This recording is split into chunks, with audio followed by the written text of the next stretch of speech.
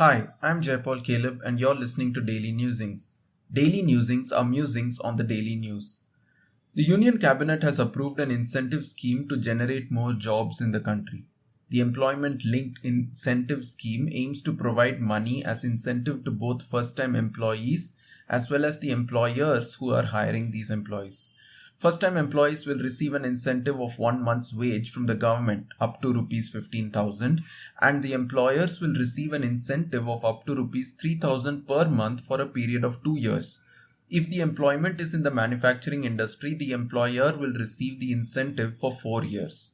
The idea is to incentivize employment generation. If I start a new manufacturing industry and hire 10 people over the next 2 years, I could potentially get 30,000 rupees per month from the government for doing so for the next 4 years. This would motivate me to start a manufacturing industry.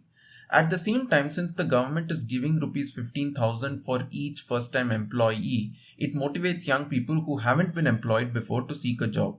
The incentive to the employee will be given if the employee stays with the firm for 12 months, and so the prospective employee is motivated to stay with the firm for a significant period of time.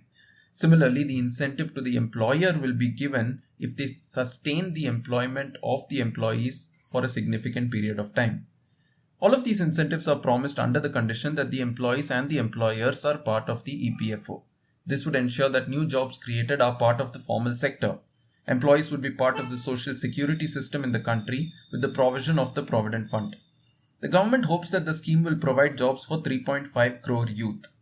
We must appreciate the government's efforts to deliver on its promises made during the union budget of facilitating employment, skilling, and other opportunities for 4.1 crore youth. There is truly a dire need for more employment to be generated in the country, especially so in the manufacturing sector. India has an abundance of labor, and creating conducive environments for more employment is a worthy endeavor. But the scheme itself is like applying a band-aid on a deep festering wound. More than 90% of firms in India employ less than 4 people. Part of the reason is that Indian employers do not want to deal with compliance laws. Compliance laws, such as the Factories Act, apply to firms that employ 10 or more employees. Dealing with compliance laws is a challenge because of the deep corruption in the system. Every compliance document to be submitted to the government will attract a bribe, and every permission needed from the government will attract a bribe. This disincentivizes prospective employers from hiring more people. At the same time, government employees keep asking for bribes because they had to pay large bribes to get the government's job in the first place. Getting bribes from people is a way for them to pay back the money they borrowed in order to pay the first bribe. The entire system becomes a vicious cycle of corruption. We need to keep remembering and keep reminding people around us that good schemes from the government alone will not fix the country's problems.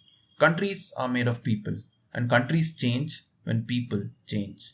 Thank you for listening to Daily Newsings.